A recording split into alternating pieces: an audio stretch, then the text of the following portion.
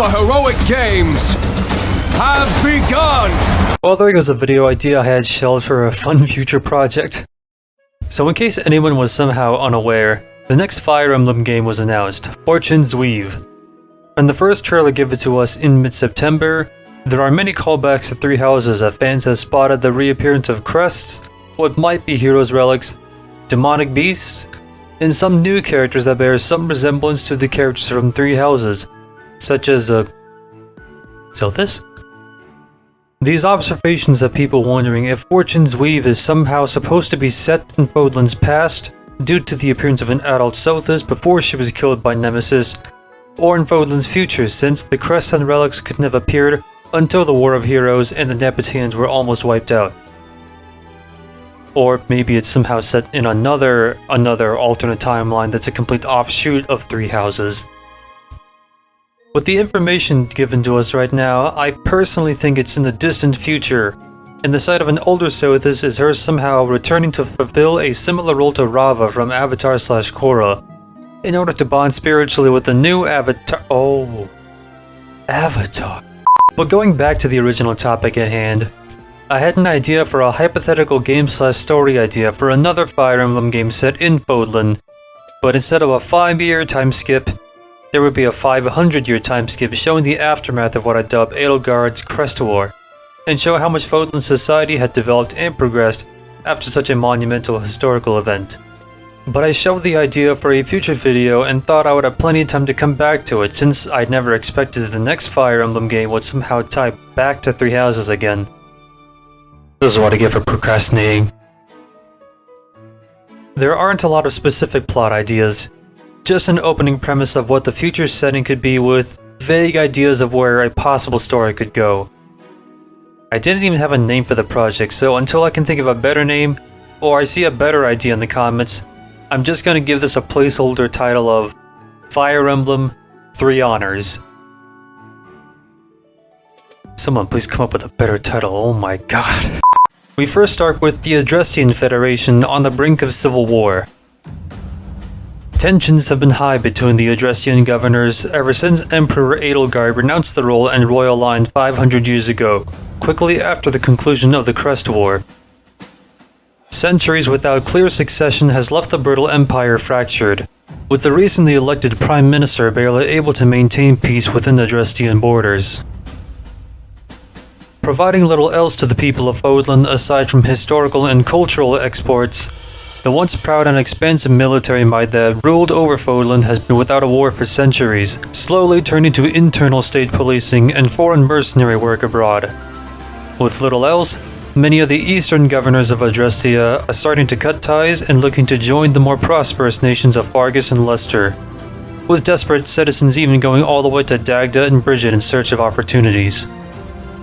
The fate of King Dimitri, last known bearer of the Blythed Crest, has been a historical enigma ever since the Crest War 500 years ago. Some historical records state that he was killed during his final stand against Emperor Edelgard. Other records bizarrely contradict this claim and say he survived the battle and ruled over Fargus as a benevolent ruler for at least a decade after the war. Regardless of whichever may be the truth, the Blythed Crest line went missing sometime after the war, and his close allies from the Fraldarius house stepped in to lead the kingdom, its duke becoming the new Grand Regent of the Dominion of Fargus, making a pledge to find the king or an heir bearing the Blythed Crest and restore their rightful place on the throne. But an ice age has put the largely barren lands of Fargus in a worsened frigid state and made the already difficult search seem impossible. Without confidence in new leadership or a way to feed themselves, hope seemed lost for Fargus, until the recent discovery of oil decades ago has spurred the Dominion into a sudden industrial age, and the people of Fargus are unsure if they want the royal Blythed line that abandoned them for centuries to even return to power, assuming it hadn't been wiped out already. The Leicester League has been in relative peace, becoming a major trade hub ever since the borders between Fodlan and Elmira opened shortly after the Crest War, thanks largely to the efforts of King Khalid and his close allies in the Goneril House. Their trade network and shared improvements to shipping technology has made them wealthy, even developing great vessels sailing to lands as far away as Dagda and Bridget, faster than the Adrestian Federation can reach them. Although in recent years, a massive influx of people coming from Almyra, Brigid, and Dagda, paired with the many consecutive bad harvests, is causing a food shortage in Leicester. Animosity is growing against the Leicester League Council, especially after an incident involving the sudden emergence of demonic beasts leaving a major city in ruins. The people of modern Fodlan thought the tales of these demonic beasts were mere legends or exaggerated records of larger than average mounts used during the Crest War that went extinct immediately after. The Council's failure to address all of these issues has left the people full of discontent at an uncertain future.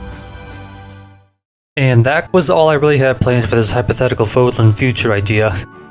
Just a premise, maybe some idea of a plot, but no real story. One thing I would like this hypothetical project not to have is a split route story, and instead bring back the idea from the Tullius games, where you would spend different parts of the game in a different setting. Each act would be from the perspective of a different army from each of Fodlan's 3 nations, as well as have sections expand on the other countries outside of Fodlan. So in the Adrestian part, you would finally get to visit Brigid and Dagda, and in the Leicester part, you would spend a couple chapters in Almyra. By the end, all of the different armies would have to come together by the final act and unify to defeat a common threat, or maybe, fuck it, you'd have to pick one nation to lead in a massive free-for-all, and we will never escape Three Houses discourse ever again. I imagine this game's lord would be communist? What? I imagined that this game's lord would be a commoner trying to navigate their way through Fodlan's chaos and survive. It's implied they could be Dimitri's descendant that the Grand Regent's family has been searching for generations, but it's left just ambiguous enough to leave some room for doubt. Kinda like how in Xenoblade Chronicles 2, Rex is implied to be a possible descendant of Adam, but it's unconfirmed. And honestly, in the grand scheme of things, it doesn't really matter whether Rex or this hypothetical protagonist are the direct descendants of a legendary figure or not, and should be judged solely on their own good merits. Oh, and I just realized, both Rex and this hypothetical protagonist had their stories take place 500 years after said legendary figures, so even if they are confirmed to be actual descendants, the royal bloodline has been diluted enough anyway so that it doesn't really matter. And that was everything I wanted to share about my future Fodlan idea. So what are your thoughts on my original pitch? Would you like to live in a setting like this or play a hypothetical game that took place in this era? Should I expand on the story idea even after Fortune's Weave comes out in 2026? You can let me know with a comment, share this video with other Three Houses fans, and subscribe for the next Fire Emblem video.